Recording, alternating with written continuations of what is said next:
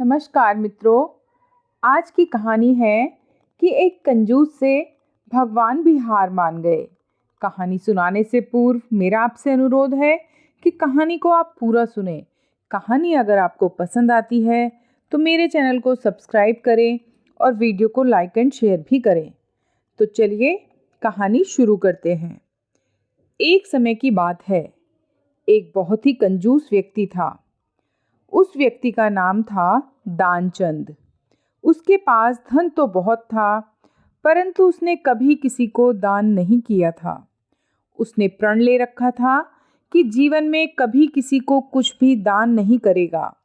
उसके घर से कुछ किलोमीटर दूर ही गंगा नदी बहती थी, परंतु उसने कभी भी गंगा में स्नान नहीं किया था, क्योंकि गंगा स्नान करने के बाद पंडे पुजारियों को कुछ न कुछ दान दक्षिणा देनी ही पड़ती है। गंगा स्नान के बाद दान करना पड़ेगा, इसी डर से वह कभी भी गंगा में स्नान करने नहीं गया था। उसकी पत्नी उसे दान पुण्य करने के लिए कहती रहती थी, परंतु वह कहता, इतनी बड़ी दुनिया में हमारा छोटा सा दान करने से होगा क्या। एक दिन उसकी पत्नी ने कहा, अब तो आपका बुढ़ापा आ गया है, आप दान पुण्य तो कुछ करते नहीं, कम से कम एक बार जाकर गंगा स्नान ही कराओ। पत्नी की बात मानकर उसने गंगा स्नान करने की हामी भरी। उसके घर से गंगा नदी 12 किलोमीटर दूर थी। रास्ते में कहीं पैसा खर्च न हो जाए, इसीलिए वह 12 किलोमीटर पैदल ही चला गया। जब दानचंद गंगा नदी के किनारे पहुंचा तो उसको लगा कि घाट पर जाएंगे तो पंडित दान दक्षिणा मांगेंगे, इसीलिए वह स्नान करने मुर्दा घाट चला गया। मुर्दा घाट बिल्कुल सुनसान था। उसने इधर उधर देखा, दूर दूर तक कोई भी नहीं था। उसने जल्दी से गंगा जी में एक डुबकी लगाई। भगवान, जो घट घट के वासी हैं, वह उसे यह सब करता देख रहे थे। भगवान को भी एक मजाक सूझा। भगवान वहां पर एक पंडित का रूप बनाकर प्रकट हो गए।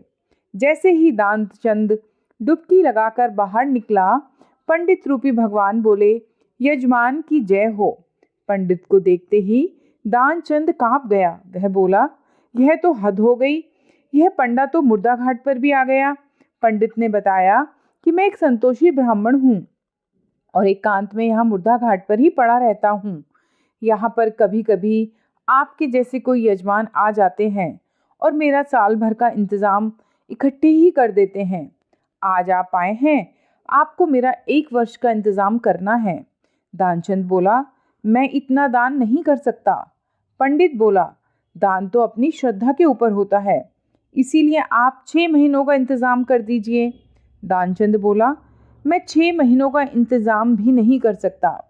पंडित बोले, तो 3 महीने का ही इंतजाम कर दीजिए। दानचंद बोला, नहीं नहीं। तो पंडित बोले, 1 महीने का ही कर दो। दानचंद बोला, मैं 1 महीने का तो क्या, मैं 1 दिन का भी इंतजाम नहीं कर सकता। अब पंडित ने कहा, आपको कुछ ना कुछ तो दान करना ही पड़ेगा, नहीं तो हम आपको जल से निकलने नहीं देंगे।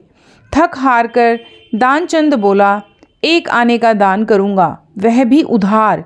मेरे पास अभी तो कुछ नहीं है, इसीलिए मेरे घर आकर 1 आना ले जाना। पंडित ने दानचंद को 1 आना दान करने का संकल्प दिलवा दिया। दानचंद ने सोचा, मेरा घर तो यहाँ से 12 किलोमीटर दूर है, यह पंडित 1 आने के लिए इतनी दूर थोड़े ही आएगा। इसीलिए वह संकल्प लेकर अपने घर आ गया। घर पहुँचते पहुँचते शाम हो गई थी। वह इतनी दूर चलकर आया था, इसीलिए थक गया था।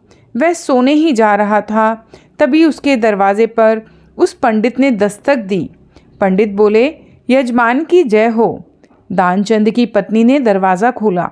वह पंडित को देखकर लौटी और दानचंद से पूछा, क्या किसी पंडित को कुछ देने की कहकर आए हो? दानचंद बोला, हाँ, मैंने एक पंडा को 1 आना देने का संकल्प लिया है। पत्नी बोली, वह पंडित जी अपना 1 आना लेने दरवाजे पर खड़े हैं। दानचंद ने सोचा, वो पंडित 1 आने के लिए इतनी दूर आ गया। दानचंद ने पत्नी से कहा, जाकर उस पंडित से कह दो कि यजमान बीमार है, इसीलिए 3-4 दिन बाद आए। पत्नी बोली, 1 आने की ही तो बात है, दे क्यों नहीं देते?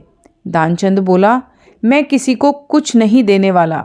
जाकर उससे कह दो कि यजमान बीमार हैं, इसीलिए कुछ दिन बाद आए। पत्नी ने दुखी जैसा मुंह बनाया और पंडित से बोली, महाराज, मेरे पति आज इतनी दूर पैदल चलकर गए थे, इसीलिए वे बहुत थक गए हैं और बीमार हैं, इसीलिए आप 3-4 दिन बाद आना। पंडित बोला, धन मिले या ना मिले, लेकिन वे हमारे यजमान हैं। यजमान बीमार हैं और पंडा चला जाए, ऐसा नहीं हो सकता। जब तक वह स्वस्थ नहीं हो जाते तब तक हम यहीं रहेंगे। हमारा यहाँ रहने का इंतज़ाम कर दो। हम यहीं पर प्रसाद बनाएंगे और यहीं पर भजन करेंगे और यहीं पर प्रसाद ग्रहण भी करेंगे। पत्नी लौटकर आई और उसने दानचंद को सारी बात बताई कि वह पंडित कह रहा है, जब तक आप ठीक नहीं हो जाते वह यहीं रहेंगे। पत्नी बोली, इससे तो अच्छा उन्हें एक आना देकर रवाना करो। दानचंद बोला, एक आना क्या ऐसे ही आता है? मैं उस पंडित को कुछ भी नहीं देने वाला। तुम जाकर उस पंडित से कह दो कि यजमान मर गए। ध्यानचंद को योग का अभ्यास था, इसीलिए वह सांस रोककर पड़ गया। पत्नी गई और उसने रोकर पंडित से कहा कि वो तो मर गए, अब तो जाओ। पंडित बोले, अरे राम राम यजमान, हमारे यजमान मर गए तो अब कैसे जाएं? तब तक हम कैसे जा सकते हैं? पंडित जी बोले, तुम महिला कहाँ कहाँ भटकती फिरोगी? हम सारे गांव में यजमान के मरने की खबर दे आते हैं।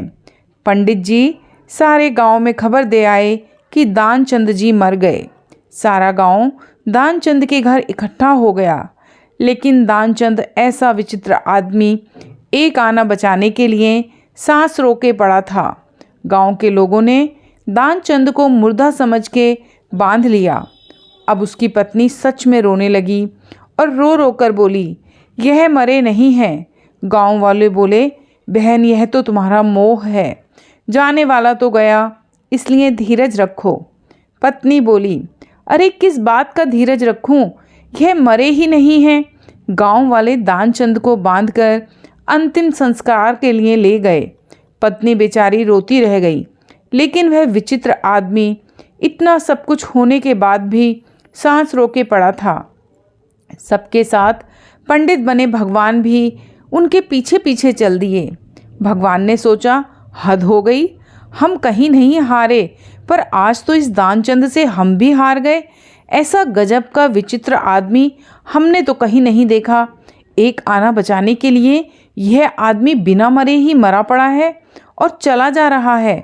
जब दानचंद को लकड़ियों पर रख दिया गया और केवल अग्नि लगानी ही शेष थी, तब पंडित रूपी भगवान बोले कि यह हमारे यजमान थे, हम इनकी मुक्ति के लिए इनके कान में कुछ मंत्र बोलेंगे। भगवान उसके कान के पास मुंह लेकर गए और बोले, मैं भगवान विष्णु हूँ, मैं वैकुंठ से तुमसे नाता जोड़ने आया हूँ।